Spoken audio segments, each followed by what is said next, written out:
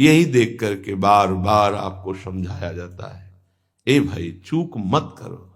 किसी से वैर थोड़ी है, द्वेष थोड़ी है। कोई संत यदि आपसे बात करता है तो आपके ऊपर कृपा नहीं, क्यों बात करेगा? क्या लेना है? आपको लगता है हमारे द्वारा कुछ चलता है, हम कुछ है? नहीं नहीं, भ्रम मत करिए, कोई भ्रम मत करिए। आपके लिए वो आपसे बात करते हैं, आपके कल्याण के लिए आपसे बात करते हैं, आपके कल्याण के लिए वो आपको डांटते हैं, आपके कल्याण के लिए आपको दुलार करते हैं। दोनों बातें समझ लीजिए। जो लाडली लाल में चित्त लगाए हुए हैं उनको कहीं किसी सुख की आकांक्षा नहीं। सच्चाई से समझ लीजिए। अगर वो सुख का कहीं खेल खेलते तुम्हें नजर आ रहे हैं, वो तुम्हारे लिए, तुम्हें दुलार कर रहे हैं, निकल चलो। तुम्हें डांट रहे हैं, निकल चलो। तुम्हें प्यार कर रहे हैं, निकल चलो।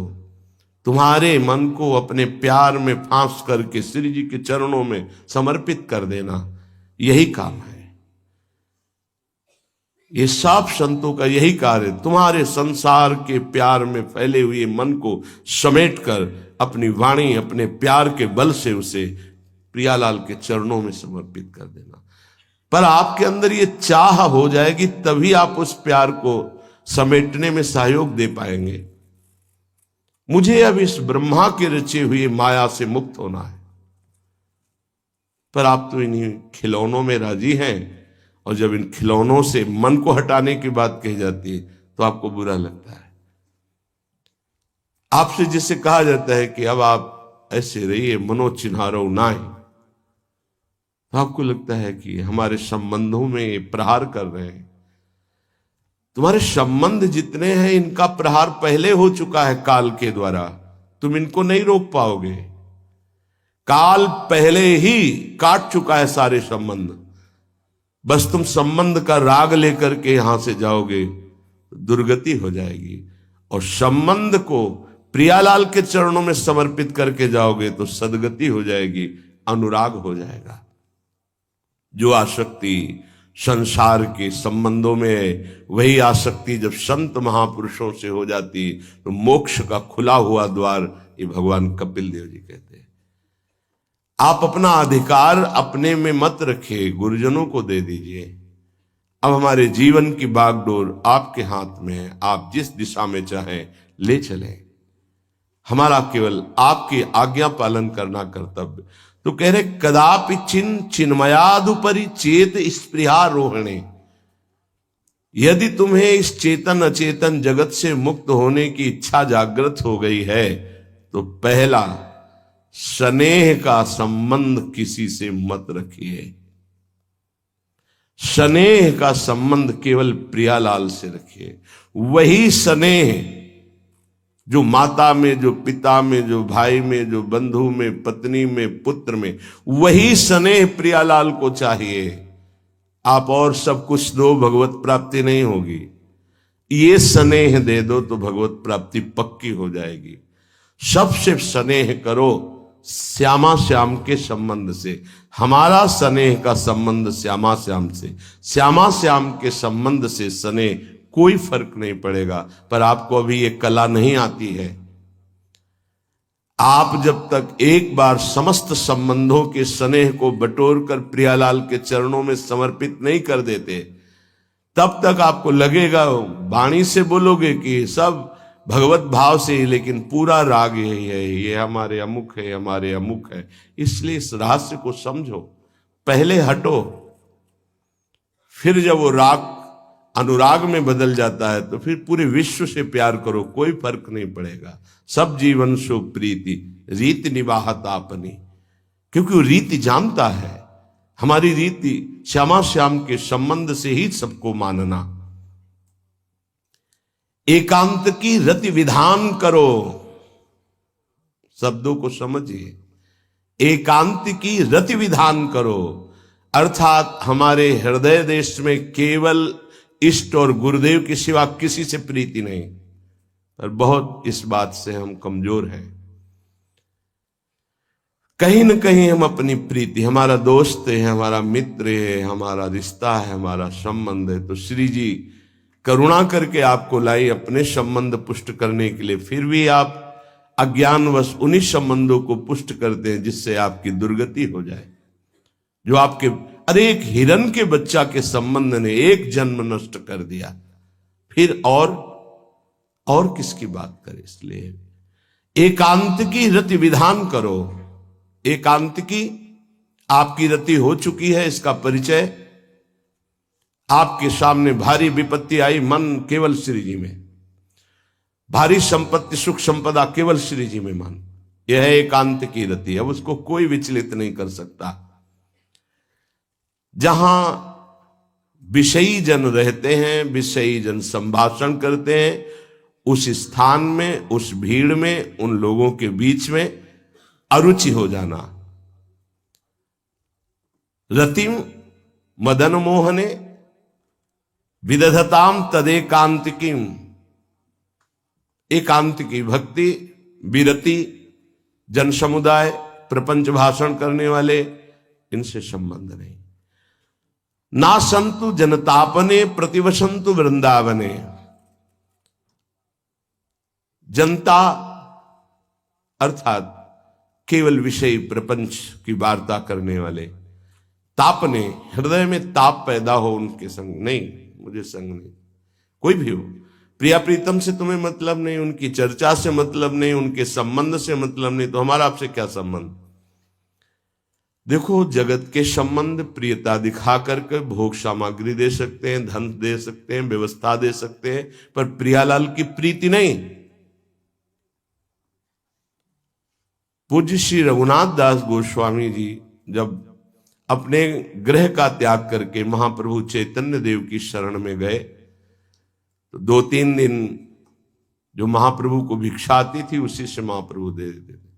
उनको लगा कि नहीं, जीवन जब महाप्रभु को समर्पित है तो हमको जीने का ढंग सीखना चाहिए, कैसे हम विरक्त होकर के जिए।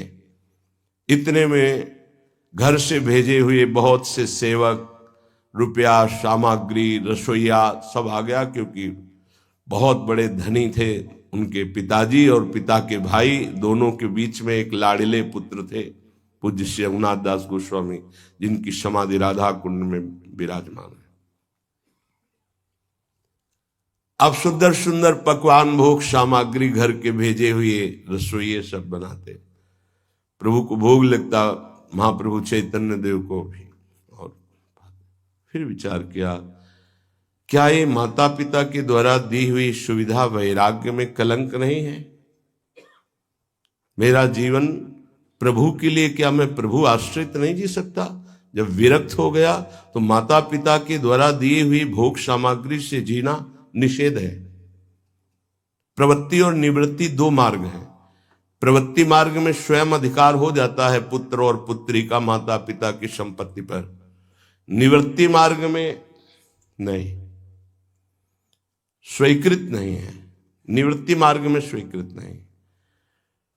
जिसने इस स्वीकृति को स्वीकार किया वो कच्चा ही बना रहता है पूरे जीवन, पक्का वो कच्चा बना रहता है। ये दृढ़ बात समझ लीजिए।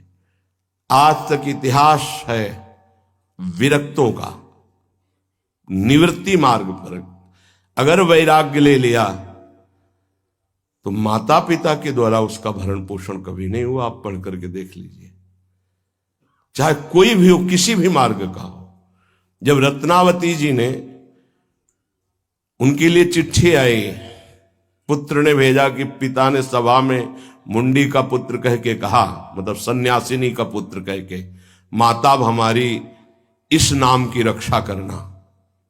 ये हुई चिट्ठी पढ़ी तो महल छोड़ दिया उसी समय, और नाई को बुलवाया, अपने जो राजरानी के बाल थे उतरवा दिया, और संत सभा में बैठ गए। आज से कहा राज अन्न का त्याग। अब ग्राम नगर के द्वारा दी हुई भिक्षा के द्वारा भरण पोषण होगा, इस राजा के द्वारा दिए हुए नहीं। और पति थे माधव सिंह।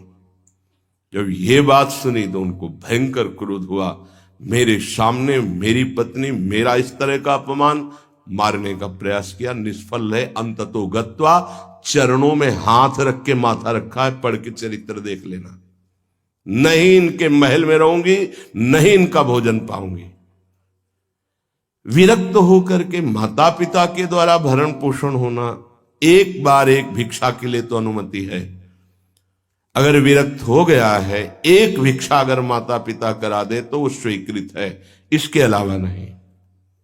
आप चरित्रों को पढ़ के दे, सिद्धांत से नहीं चलोगे तो 4 दिन बाद फिर उसी में आ जाओगे।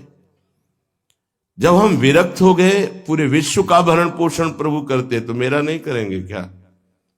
आज अगर कोई जुड़ा है तो वैराग्य और भगवत प्राप्ति के लिए जुड़ा है। हमारा संबंध संसारिक नहीं, भागवतिक। जिस मार्ग में हम हैं उस मार्ग में। रघुनाथ दास गोस्वामी को 2-4 दिन हुए, फिर अंदर आग लग गई, नहीं पिता के द्वारा दिए हुए वैभव को नहीं भोगना, वापस। अब कैसे जिए? जहां सिंहपौर पर जगन्नाथ जी के सब भिक्षुक खड़े होते थे, उन्हीं के बीच में खड़े हो गए। अब जो बांटते हैं तो उनका स्वभाव है लेने वालों का दौड़ दौड़ कर आगे लेना। कभी कभी मिलता, उनको शांत खड़े रहते तो पा लेते, नहीं मिलता प्रसाद तो भूखे रह जाते। फिर विचार किया, इसमें खड़े होकर के भी एक वृत्ति बनी रहती कि आने वाला देगा, ये भी ठीक नहीं। एक जगह अन्न क्षेत्र में अन्न बंटता था, वहां से जाके लाने लगे। फिर विचार किया, विवेक धैर्य नहीं लेने देता। यार हम यहां कोई सेवा तो करते नहीं, क्योंकि भरपेट अन्न पाने का जिस क्षेत्र में अधिकार है तो वहां सेवा करना जरूरी। चाहे पोछा लगा दो, चाहे पत्तल फेंक दो, कोई सेवा वहां करनी चाहिए, तभी आपका वैराग्य सुरक्षित रहेगा, नहीं तो फिर ठीक नहीं है। वहां अन्य क्षेत्र में भी छोड़ दिया भोजन लेना। आप कैसे जिए? तो रात्रि में जो महाप्रसाद गाय को डाल दिया जाता था, गाय भी छक के जब नहीं पाती थी तो वो रात्रि के 10-11 बजे निकलते और वो महाप्रसाद जो पड़ा रहता उसको उठा के लाते, जल से धोते, सड़े सड़े निकाल के चावल, फिर उसे पाते। महाप्रभु ने पूछा, गोविंद, गोविंद दास सेवा में रहते, गोविंद ये रघु अब क्या पाता है? बोले प्रभु बहुत वैराग्य से रह रहे। बताया तो उनका, अच्छा ऐसा अमृत अकेले अकेले पाता है, हमको कभी निमंत्रण नहीं दिया, अब हम चुपके से छीन के पाएंगे। महाप्रभु चले रात्रि के जब वो कटोरे पे इतने से चावल सही निकाल कर पानने में लगे थे, पीछे से महाप्रभु गए, से लिया। अरे प्रभु आपने, उनका इतना स्वादिष्ट अमृत पाता है और मेरे को कभी निमंत्रण नहीं दिया, निहाल कर दिया। उनके लिए आया सोवत हु रसना रटे राधा कृष्ण सुनाम। वो जब सोते थे तो उनकी जबान से राधा कृष्ण राधा कृष्ण राधा कृष्ण। ये इस मार्ग के पथिक। निवृत्ति मार्ग और प्रवृत्ति मार्ग में अंतर है, आप लोग इस बात को समझें। निवृत्ति मार्ग श्री जी के भरोसे का है, आप विश्वास कीजिए। जब इष्ट के भरोसे में है तो जिनकी पलक झपकते अनंत ब्रह्मांड रचना हो जाती, उनके लिए कोई ये बड़ी बात हो गई क्या? ये कोई बड़ी बात है उनके लिए? हम उनका भरोसा त्याग करके निवृत्ति मार्ग के हो करके और परिवार के द्वारा भरण पोषण हमारा हो, भाई ये तो नहीं समझ में आता। भरोसो दृढ़ इन चरणन केरो। निवृत्ति मार्ग तो निवृत्ति मार्ग, प्रवृत्ति मार्ग तो प्रवृत्ति मार्ग। प्रवृत्ति निवृत्ति, निवृत्ति में प्रवृत्ति, बहुत समझकर संभल कर चलना पड़ेगा। जो मार्ग भगवान ने बनाया उसके अनुसार। तो कह रहे न संतु जनता, तुम्हारा व्यवहार जनता से नहीं होना चाहिए। व्यवहार शून्य व्यवहार है, ध्यान रखना। दसियों हजार लोगों के दर्शन होते हैं, एक का भी परिचय नहीं है। हजारों लोगों से संभाषण है, एक भी हमारा मित्र नहीं है कि ये हमारा है, तुम लोग इसके साक्षी हो। ये हमारा बंदा है, एक भी नहीं। साफ श्री जी के हो, श्री जी से संबंध है, मैं सिर्फ एक नौकर हूं। श्री जी की बात आपको बता देता हूं, आपकी बात श्री जी को बता देता हूं। हमारे श्री जी, इसके सिवा कोई नहीं।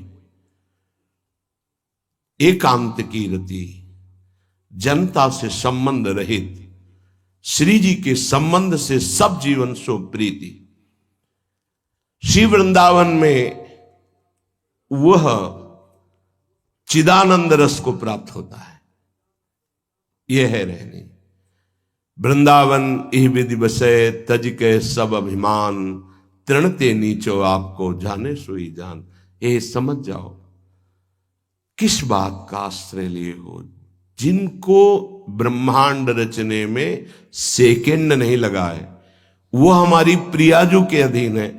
हमको कुछ अपनी व्यवस्था के विषय में सोचना, मानो शरणागति के विषय में आपको अविश्वास, कलंक है ये बात। हे, बिल्कुल भरोसे पे हो जाओ, फिर सामने देखो क्या होता है। बिल्कुल भरोसे पे हो जाओ। गुरुजनों ने कभी भी अन्य आश्रय नहीं होने दिया, कभी भी अन्य जगह जगह बचाते। वो जानते हैं कि अन्य आश्रय, धन का आश्रय, वस्तु का आश्रय, व्यक्ति का आश्रय, ये तुमसे सच्ची बताते हैं, गुरुजनों की कुछ बातें बाद में समझ में आती, पहले समझ में नहीं आती। केवल श्री जी का भरोसा रखो, जिसने आज दिया है वही कल देगा। जब गुरु जी को कोई कहता कि कभी काम में आ जाएगी ये वस्तु, रख लो, तो बोले इसी को मिटाने के लिए बाबा जी हुए हैं। जब कभी काम में आनी होगी तो तुरंत श्री जी भेजेंगे, हम इसको पहले से क्यों रखें। ये हमें चाहिए कि केवल श्री जी का आश्रय लेकर वृंदावन वास हो। देखना कितना आनंदित रहोगे। फिर रोना आता है, तुम्हारे आंसू फिर निकलेंगे। जब आप एकांत में होंगे, आपका कोई नहीं होगा और आपकी परिस्थिति विपरीत होगी, तब जो शरणागति होती है वही भगवत प्राप्ति कराती है। जब तक विपरीत परिस्थिति नहीं आएगी तब तक शरणागति परिपक्व नहीं होगी। बात लिख लीजिए, चाहे वो द्रौपदी जी हो, चाहे गजराज गजेंद्र जी हो, चाहे कोई भी हो, जब ऐसी विपरीत परिस्थिति आए कि कोई भी सहयोगी नहीं रह गया, तब शुद्ध शरणागति और भगवत साक्षात्कार। उस दिन के लिए तैयार रहो और मांगो कि हमारी आसक्ति का नाश करने के लिए परिस्थिति ऐसी दे दो प्रभु कि सिर्फ आप पर दृष्टि हो, सिर्फ आप पर, ना कोई हमारा, ना हम किसी के, सिर्फ आप। मेरे तो गिरधर गोपाल, दूसरों न कोई। बात समझो, सत्संग की बात को समझो, परमार्थ की बात को समझो। तो जब कोई हमारे जीवन में प्रश्न आता तो जो नील चादर ओढ़े हुए विराजमान है, उनकी चादर की तरफ देखते, आकाश की तरफ। बाहर निकलकर आकाश की तरफ देखते। तत्काल उत्तर मिला है हमको, तत्काल भाग, यहां से भाग। झोला टांगा, रात्रि में भागे, जब भागे तब रात्रि में भागे। भागो भागो भागो, भागते भागते अब पायो परम विश्राम। अब वृंदावन, श्री वृंदावन विश्राम, सब सोहित निष्काम मत, श्री वृंदावन विश्राम। हे, भागते रहो, संबंधों से भागते रहो, आश्रयों से भागते रहो। एक आश्रय केवल हरि गुरु का, बस एक विश्राम स्थल। जैसे आप रखो, जैसे आप रखो, हम उसी में राजी हैं। समस्त प्राणियों को वृंदावन के नमस्कार बुद्धि से देखो। देखो यहां की रहनी, वृंदावनी विधि बसे तज के सब अभिमान, तृणते नीचो आपको जाने सोई जान। तृण से नीच अपने को जो जानता है सबको नमस्कार करेगा। और सच्चाई में देखो तो ऐसा ही है, कुछ नहीं है। कोरा अहंकार केवल है। क्या है हमारे अंदर? कुछ नहीं।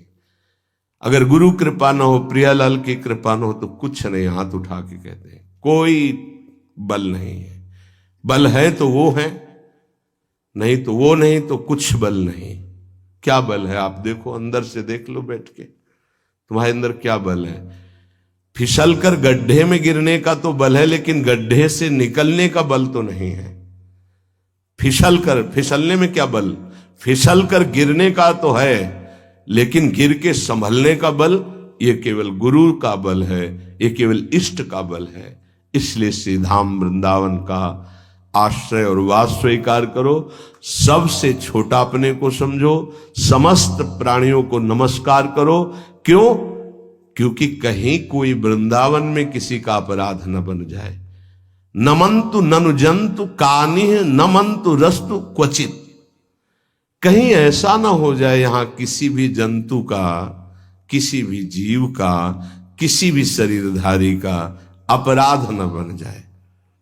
अगर वृंदावन में कोई अपराध ना बनने पावे और सबको हम नमस्कार करके रहें और श्री जी का केवल भरोसा रहे, तो आप चमत्कार देख लेंगे, अध्यात्म आपके अंदर प्रकाशित हो जाएगा। जैसे जैसे अध्यात्म प्रकाशित होता है वैसे वैसे शांत होता चला जाता है, मन शांत होता चला जाता है, कोई वासना हृदय में नहीं रहती।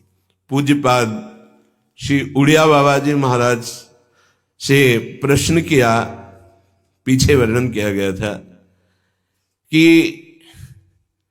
बड़े बड़े महापुरुषों की ये लोग निंदा क्यों करने लगते हैं, क्यों द्वेष करने लगते हैं? वो तो किसी से द्वेष नहीं करते। जितने महापुरुष हुए उनकी निंदा हुई है, वर्तमान में जितने हैं तो आप देख लो सैकड़ों अगर नमस्कार करने वाले तो कुछ निंदक आपको मिलेंगे। ऐसा क्यों होता है? क्योंकि संत तो किसी से द्वेष नहीं करते, द्रोह तो उनके हृदय में होता नहीं, अद्वेष्टा सर्वभूतानाम। फिर ये क्यों होता है, निंदा क्यों कहते हैं? तो कहते भगवान की दो शक्तियां हैं, एक है माया और एक है प्रेम भक्ति। जो प्रेम भक्ति से विमुख उनके हृदय में माया शक्ति का प्रभाव रहता है, यद्यपि उनका द्वेष भी इसी से होता है। उनकी महानता देख करके वो वहां चल तो सकते नहीं, तो उनका द्वेष बन जाता है। महानता देख करके उसमें चल नहीं पाएंगे। जैसे कहावत में आता है कि एक अंगूर को बहुत कोशिश की पाने की, जब नहीं मिले तो कहा खट्टे हैं, प्रयास किया लेकिन नहीं मिला।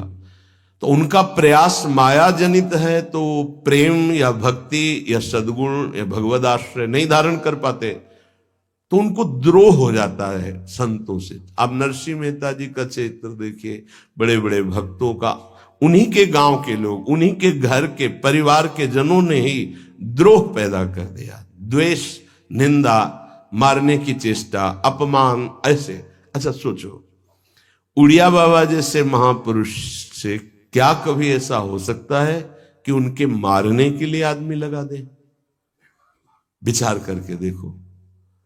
पैसा देकर भेजा गया था कि सत्संग में जाके नाक काट लो।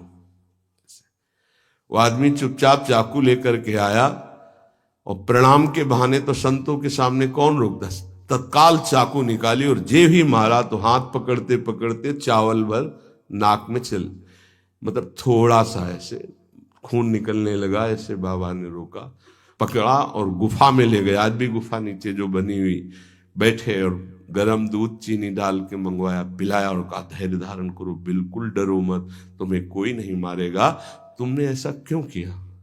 तो रो पड़ा संत कृपा देख के और कहा बाबा मुझे इतने 1000 रुपए देने की बात कही गई थी कि बाबा मैं गरीब आदमी हूं, पैसे के लोभ से बुद्धि मारी गई। उन्होंने कहा बस तुम ऐसे नाक में चाकू मार देना। ऐसा बाबा ने कहा कोई बात नहीं, कहां से आए हो? बोले हाथरस के हैं। बाबा ने ये नहीं पूछा कि किसने भेजा है। चतुरता इस बात की कि सब शिष्य थे, अगर ये पता चल जाए कि किसने, तो उससे द्रोह हो जाएगा ना, बस इतना पूछा था क्यों तुमने ऐसा किया? तो बोले मुझे पैसा दे। ये नहीं पूछा किसने किया, क्योंकि उससे द्वेष हो जाएगा। अपने शिष्यों से कहा शपथ है हमारी, इसे डांटना भी नहीं और हाथरस की बस में सुरक्षित बैठाल करके आओ, चल जाओ। बोलो ऐसे महापुरुष को फिर बाद में लीला, द्वेष की हद हो गई, संसार द्वेष की सूली पे चढ़ा दिया, जहर पिला दिया। मीरा जी को जहर पिला दिया, प्रहलाद जी को क्या? क्यों ऐसा करते हैं लोग? बोले माया से आसक्त चित्त वाले जब भक्त को देखते तो उनके अंदर गाली देने का मन होता है, जलन पैदा होती, स्वभाव ऐसा स्वाभाविक है। उनके हृदय में इतना द्वेष पैदा होता है कि वो दुष्ट हृदय कैसे इनकी हानि हो, बस ये सोचते हैं कैसे इनकी। बड़ा विचित्र खेल है। इस संतों के साथ क्यों? पलटू बाबा को अयोध्या में झोपड़ी में ही आग लगा दी आसपास से। ऐसा ऐसा क्यों होता है? तो बोली माया शक्ति कि जिसके हृदय में माया का प्रभाव, मलिन हृदय होता है, वो संतों से स्वाभाविक द्वेष करते हैं। जो कि द्वेष के पात्र नहीं है, वो किसी से वो द्वेष नहीं करते। एक संत आप चरित्र उठा करके देखो, संतों से द्वेष करने वाले प्रत्येक महापुरुष के जीवन में देखा गया कि द्वेष करने वाले, और कोई कोई तो उन्हीं के पार्षदों के रूप में द्वेष करने लगे, उन्हीं के पार्षद बनकर उनकी खिलाफत करने लगे और उन्हीं के पार्षदों के द्वारा उनको सूली पर चढ़ाया गया। बड़ा विचित्र माया का खेल है। इसी से वो भक्तों की निंदा करते हैं और भक्तों से द्रोह करके अपना सर्वनाश कर लेते हैं। तो क्या इससे बचा जा सकता है? यदि भगवान का नाम जप करने लगे, भगवान का आश्रय ले ले, तो दृष्टि बदल जाएगी। आप देख लेना, दृष्टि बदल जाएगी। नाम जापक सहृदय होता है, वो घोर पापी पर भी प्यार करता है। लोग समझते नहीं उनके हृदय को। घोर पापी को भी वो प्यार करके भगवान से मिलाना चाहते हैं। यदि आप नाम जप करते हैं तो आप बच सकते हैं, नहीं संत द्रोह की वृत्ति अंदर पैदा हो जाएगी। ये माया है।